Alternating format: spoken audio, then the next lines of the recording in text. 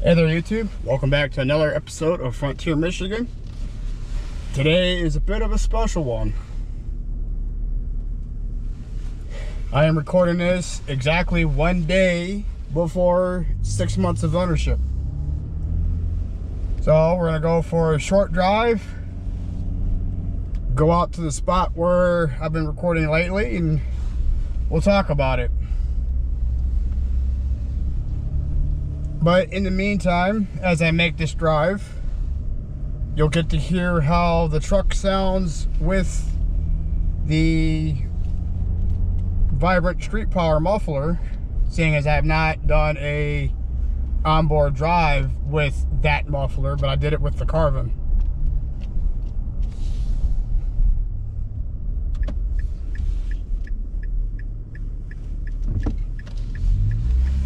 Six months of ownership, just over 8,800 miles on the truck. It's been pretty solid so far. I'm really enjoying it.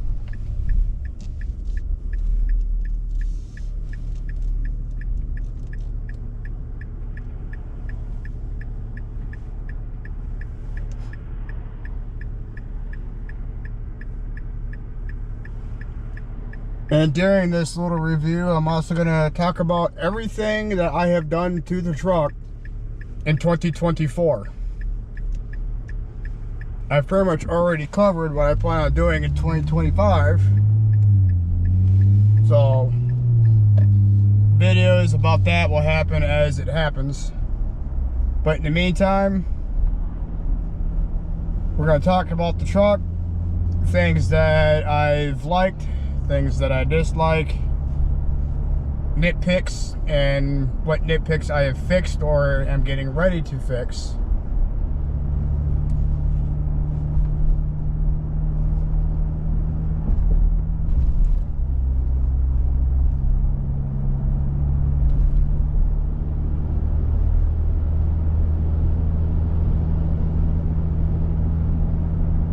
But in the meantime, just enjoy this short little drive.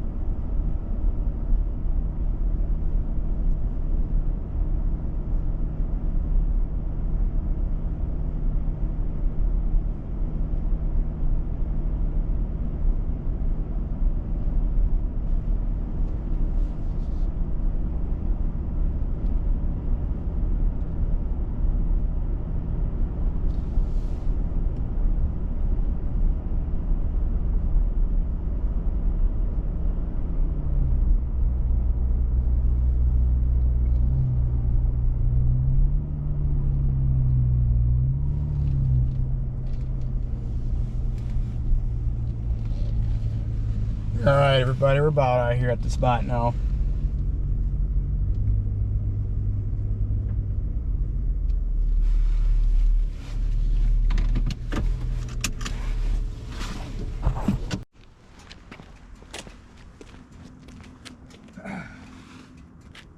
So yeah, 6 months of ownership now, 8,800 miles. What do I think of my 2024 Nissan Frontier Pro-4X? Honestly, I'm liking it a lot. I really am. Good solid fuel, good power to it. It's pretty good gas mileage for what it is. Stereo, despite my gripe about not being able to adjust sub or mid-range, doesn't sound too bad when you get it dialed in. Headlights, I don't have to mess with them. LED lighting everywhere. Great ride. You know, pretty much all the same good talking points that everybody seems to mention with these trucks. Really can't expound upon it too much. All I can say is, in the nearly 9,000 miles that I've had the truck, it's been flawless. I did have a recall for the headlight, but technically speaking, that light actually worked. Like, everything about that headlight worked. The only reason why it was recalled was because it was missing the font for the headlight adjuster. So it was a safety issue, and they were like, we're gonna give you a new $1,700 headlight. Okay. So, really, since I got nothing but a lot of good stuff to say about the truck, why don't we talk about things that I have done to the truck in 2024, and we'll show you.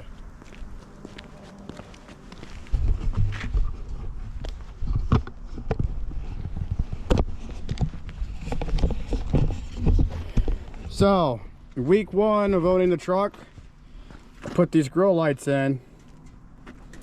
Very first week.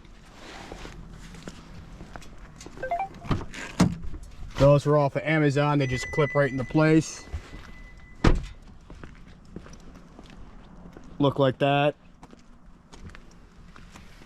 Purely clip in. A lot of people like the Z1s. I actually like the way these look a little bit better. So that is what it is. That was the first modification I did.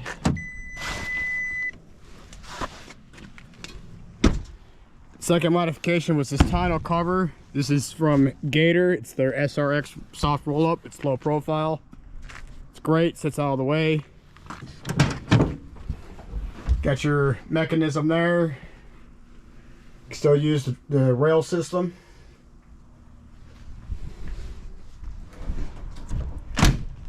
The third modification, well, that doesn't really need any introduction, does it? That's the exhaust.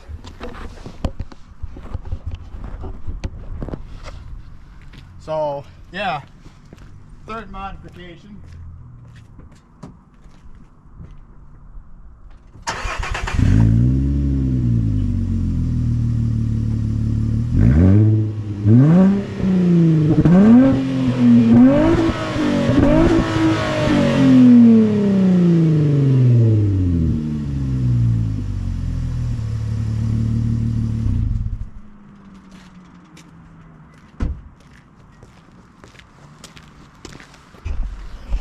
Third modification was get the exhaust right. I had the MBRP on there and it wasn't great, so completely overhauled it, re-engineered it, made my own custom mid pipe for it.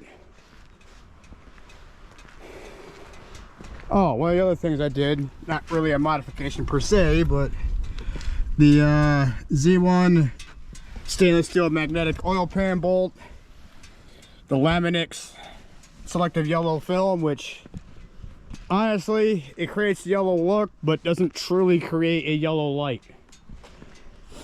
And honestly, these fogs with one emitter aren't particularly that great. So, those are going to be going away as soon as I can.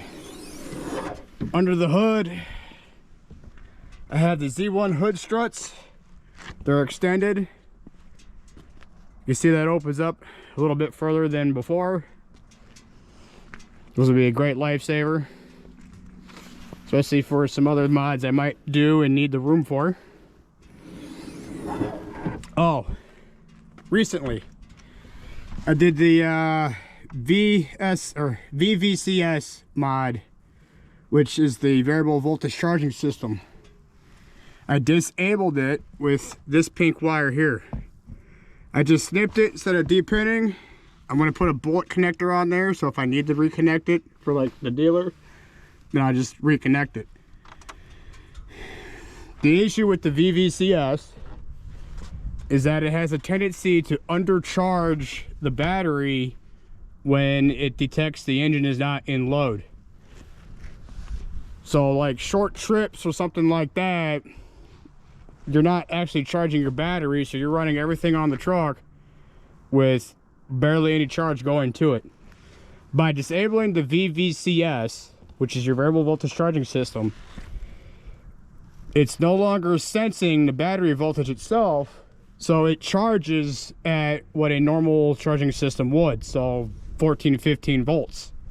The ECU itself still regulates that, so when it hits like 15, 16 or 14, 15 volts, it backs it off just like a normal alternator, normal charging system would. So no more undercharging my battery. Another thing I did was topped off the radiator because they were under full, so now my heat works the way it's supposed to.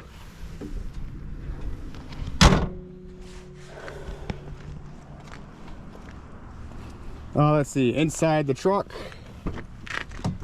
another modification that I actually did was the auto start stop bypass from 4D Tech and the Z Nismo push start button.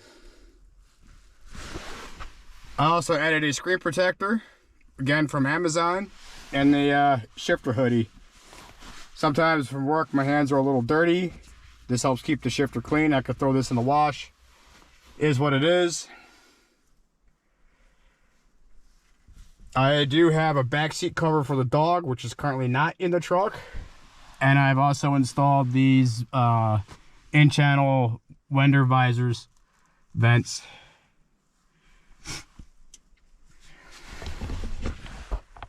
So yeah, that's been 6 months. Great ownership so far. Truck drives great.